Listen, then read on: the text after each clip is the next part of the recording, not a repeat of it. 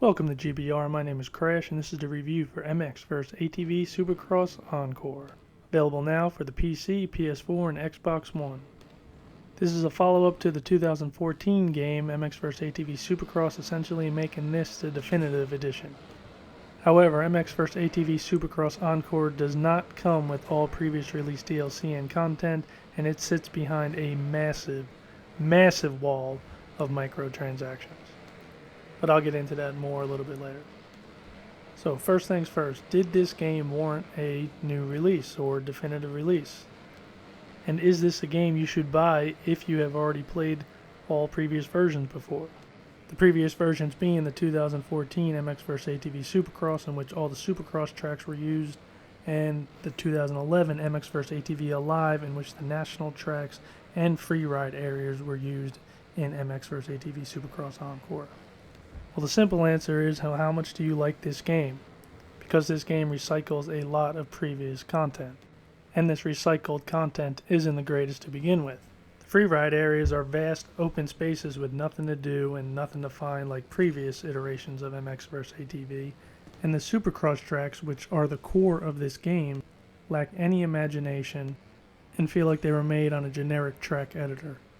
However, you will find more variation and imagination on the national tracks, all which take place outdoors throughout different locales.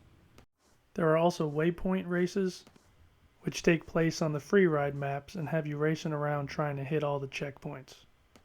Lastly, there's the new mode Rhythm Racing, which is pretty much a drag race down a long strip of jumps. Think old school Excite Bike, but in third person view. Career mode is where you'll spend most of your time in this game, but there are far too many events and they become repetitive pretty quick. There's also online multiplayer. You can race up to 12 players, as well as split screen, which is always a nice option nowadays. You can customize all your vehicles, and this includes graphic kits, handlebars, exhaust, tires, wheels, hubs, suspensions, chassis, brakes, and even number plates.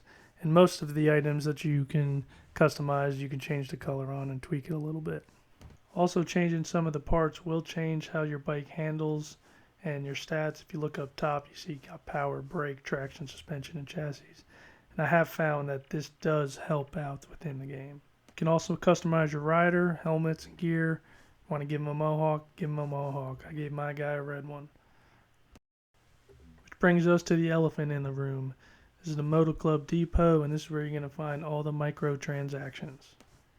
As you can see, there are a ton of them. If I wanted to buy all the DLC in one bundle, that's going to cost me $59.99, which is putting the total price for this game just under $90, which is insane. For players who are actually into motocross and would like to ride Hondas and Suzukis, you can see right here it's going to cost you $2.99 just for one bike. There are bundles for bike packs, which is $9.99, but I still find it insane to pay that much for something that should already be in this game. So this Encore edition came with a whole bunch of new features, one of which was updated high-res graphics. And it is obvious that this game did receive a graphics overhaul. Rider, bike, and track textures look nice and sharp, and the particle effects of the dirt look pretty good. Everything in the game does look like it got hit with the magic HD touch.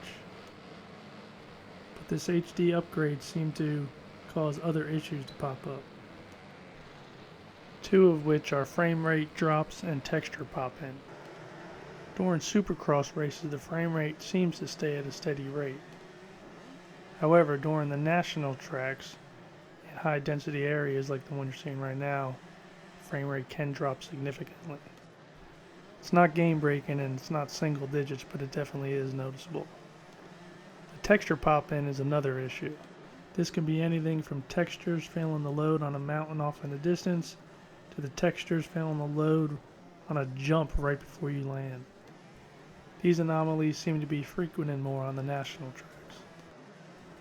The next Encore upgrade feature was improved physics and tweaked control. All I can say about these controls is that there's something about it that does not feel right. If you played any of the past games, specifically MX vs ATV Reflex, you understand the control between the bike and the rider. The left analog being the bike and the right analog being the rider.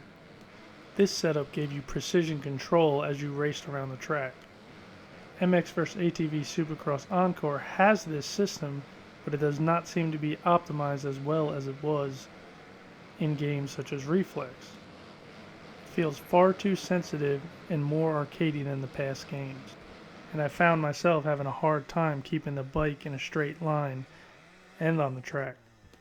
More time in the game and upgrading the bike seemed to help, but throughout my entire time playing the game, I never felt 100% comfortable with the controls. And that wasn't the case with the past MX vs. ATV games. So even behind the wall of microtransactions, the lackluster and repetitive career, the boring open worlds, and all the graphical issues, there still is a fun game to be played here. You're probably thinking, why the hell would he say this after everything he's just told us? Well, the answer is, if you're new to the series, you're not going to notice half the things that I've mentioned throughout this video. You're not going to notice that the controls are inferior to previous MX vs. ATV games. You're not going to notice that all the tracks have been reused. You're not going to notice the lack of things to do and find in the open worlds. But what they will find is the core MX vs. ATV experience, which began in 2005 with MX vs. ATV Unleashed. And even though this isn't the best in the series, it's a good game for those just getting into it. So if you're new to the series, this is a buy. At $29.99, you can't go wrong. Just stay away from those microtransactions. For MX vs. ATV veterans who have played all the previous games, this is a pass, as this is nothing you haven't seen before. So whenever I give a game a pass for any reason, I throw out some recommendations of other games to fill the void.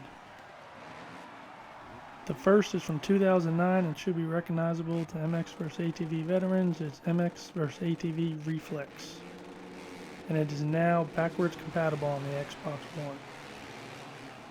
This was the first game in the MX vs. ATV series that featured real-time terrain deformation and dual-stick reflex controls. Even after 7 years, graphically it holds up pretty damn well, and it is still regarded today as the best in the series. And it was also the last in the series where you can drive trucks and buggies.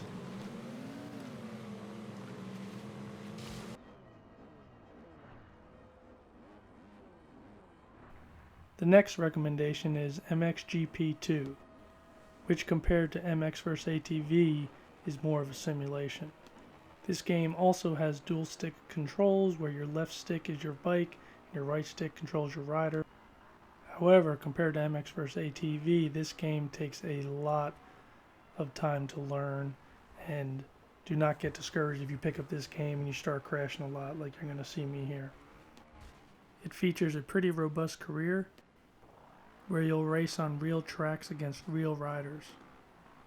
You'll also be able to pick up real bikes and gear, and this is all done without having to go through any microtransactions. So if you guys like the review, maybe subscribe, give me a thumbs up. If not, give me a thumbs down. Leave a comment below. Let me know how I can make it a little bit better. I'm always up for a little bit of advice. Appreciate it. Keep on gaming.